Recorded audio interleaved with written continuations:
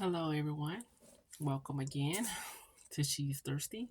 I am Tanya Zalisha, the founder of She's Thirsty, where I go from your natural thirst to the spiritual thirst. And in this video, I'll just be talking about the reasons why you might be thirsty. So I'm going to go right into that. But first, let me just say that thirsty is from the standpoint of where I talk about it, it's just a longing, a craving, a desire, and a want for something or someone. And we may want attention, we may want love, we may want friendships. And a lot of the times we will thirst for those things and think that those things will satisfy us, but they don't always satisfy us. And so I have found that the solution for me is Jesus. And what I'm looking for, I found in Him. But everybody isn't there yet. But it's all about finding the right drink that quenches your thirst instead of looking at it from a man or a woman or in a material, tangible thing.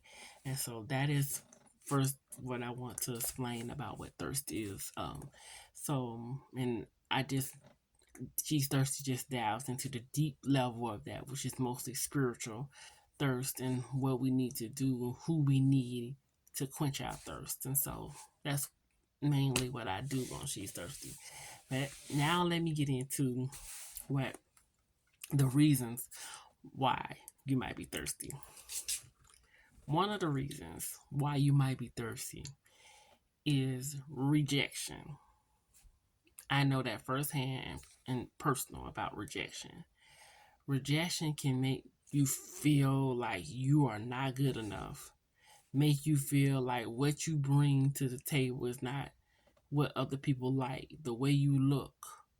Oftentimes we're rejected about the way we look, about our skin color, about our background, about just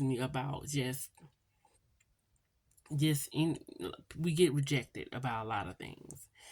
And I'm just talking about this on a level of when the rejection started and just a person, how we as people and especially women can, and men too, can just feel so rejected by can just never get over rejection.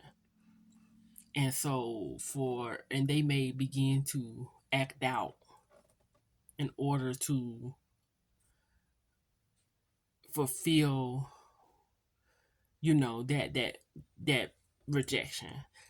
A lot of times people may not even realize that they're acting from a place of rejection. And so for years and years they would just go through bad relationships. They'll have bad things happen in their life and they don't understand why they're doing it, or they haven't stopped to think about, why do this keep on happening in my life? Why am I going through this?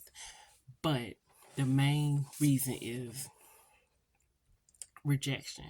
Rejection is the culprit in most of our behavior. A lot of times, the reasons why we react the way we do, the reasons why we put up with things that we wouldn't normally put up with, we just have experienced rejection. And rejection is hard. Rejection is hurtful. So some people just they just never heal from rejection. And for women, because my brand She's Thirsty, it's geared towards that. For women, being rejected and talk about could they, especially from a very young age, could affect them in the long run. And they may get in relationships or sleep around and do things because of that deep rooted rejection that they never heal from. Most of our to even feel like we need people, thirst for them, as I say. The reason why we crave and feel like we need them is because of our childhood and past traumas, and because of never getting the necessary healing to realize, hey, before this becomes a pattern, I better get over that. I better get over that hurt, get over this. And it takes God being with you and in you, and you tapping into your spirit to even realize that this has been an ongoing thing. And if things have been a pattern in your life, and that pattern hasn't led you to a good life, or it's had a lot of bad drama happen in your life, then it could be due to rejection. And it could be, but I'm no psychiatrist, I'm no counselor. I just know for me, being rejected made me hate myself, made me people please, and ultimately made me thirsty um, for things. And there's a way to quench your thirst that has nothing to do with people. And but sometimes that's usually what we, because we all are meant to have relationships and friendships. So that's ultimately where our rejection and things gonna stem. That's where kind of our life kind of stems from and flow from, these relationships with people.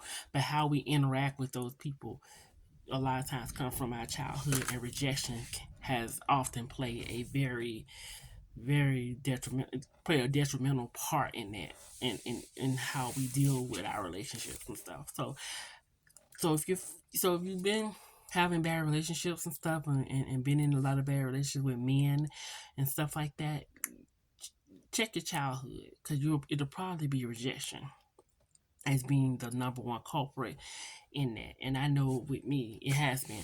So I wrote a book called Thirsty Soul Confessions, and that was like one of the first confessions that I realized I was rejected, and it was controlling me because I hadn't healed from it.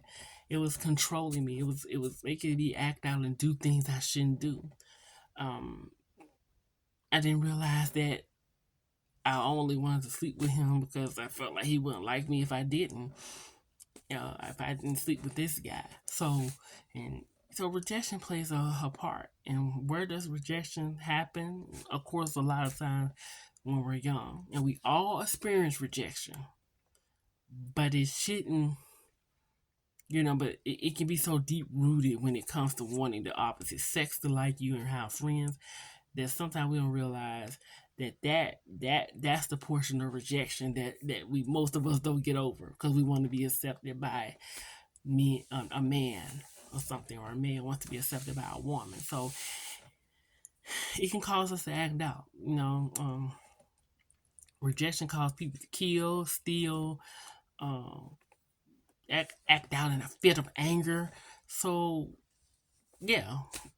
So if you ever been rejected and you're trying to get people to like you, and you feel like you're not good enough, you may feel ugly, you may feel not pretty enough, you may feel too fat.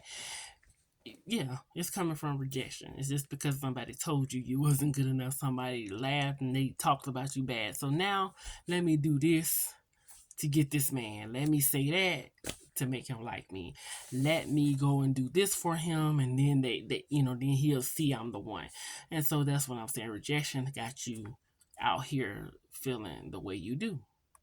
So that's one of the number one reasons, and I just wanted to explain that a little bit more without just saying that. I want to explain where I'm coming from. So if you're feeling like you just need a man, being thirsty, some rejection's probably somewhere in there. So yeah, and you have to go. God will have to give it to you. You have to get your healing. You have to get your healing to find out where your thirst is coming from, where your pain is coming from, where is this, what do I need to fix, why does this happen in my relationships. Maybe, just maybe, it's rejection. So yeah. And yeah, so another reason is of being that you may be being thirsty is because you want to be liked.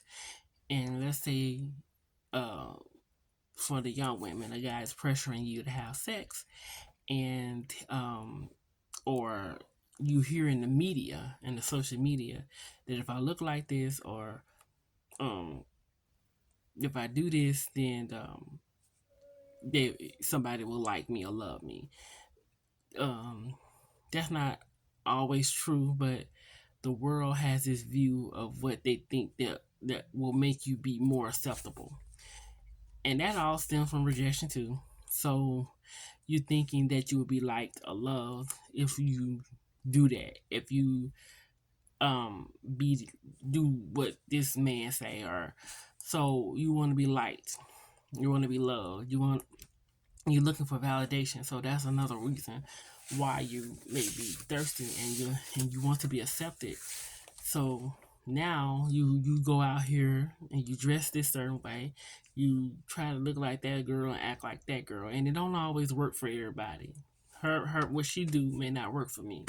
So that's another reason why you might be thirsty, is because you want to be liked, you want to be loved, and you basically looking for validation. And yeah, so yeah, so that may be another reason that you are thirsty.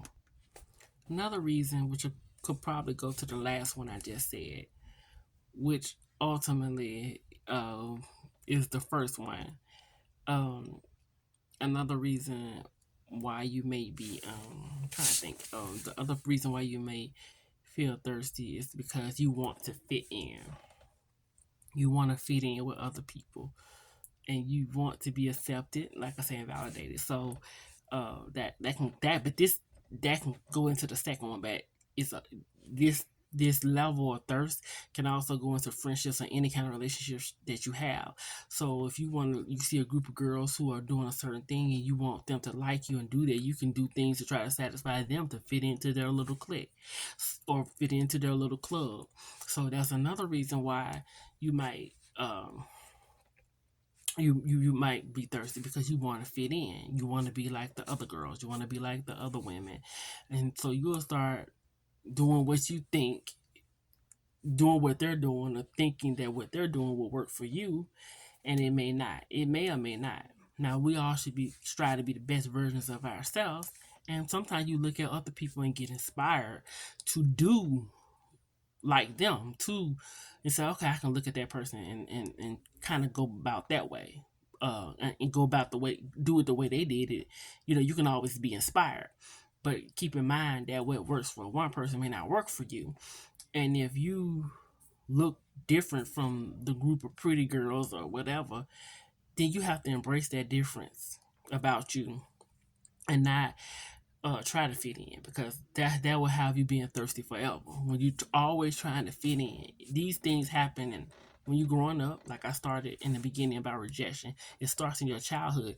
But if you don't heal from it, you'll constantly try to fit in everywhere, even at school, at school, even at work. When you become an adult, if you don't heal from that, trying to fit in, from that thirst and you wanting to be accepted.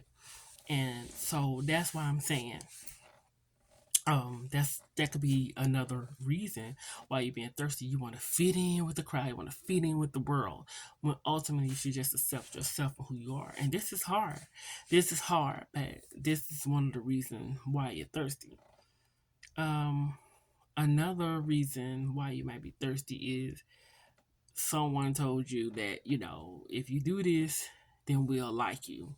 And that ultimately again goes to looking for love. But sometimes people will talk to you and use you when it's convenient for you. I mean, excuse me, convenient for them. So they'll tell you, though, if you do this, then I might give you a chance. I might like you. So ultimately, that goes to trying to fit in and stuff. So if someone tells you that they'll like you better if you do this and do that, that's ultimately manipulation, and they'll try to get you to do what they want you to do. But you so thirsty for that attention, you so thirsty and gullible, or believing what they're saying, that you fall for it, and here you go doing it, and it could cause drama. It could make everything wrong. So yeah, now, so these are some of the reasons, but you constantly can, kind of examine yourself, go to counseling, talk to somebody, and see if any of these fit you. So these are just some of the reasons. And if you know some other reasons, you can comment, like the video, subscribe to my YouTube, and we can just keep it going and quench our thirst together. So all right, have a blessed day. These are just some of the reasons. Have a blessed day. Bye.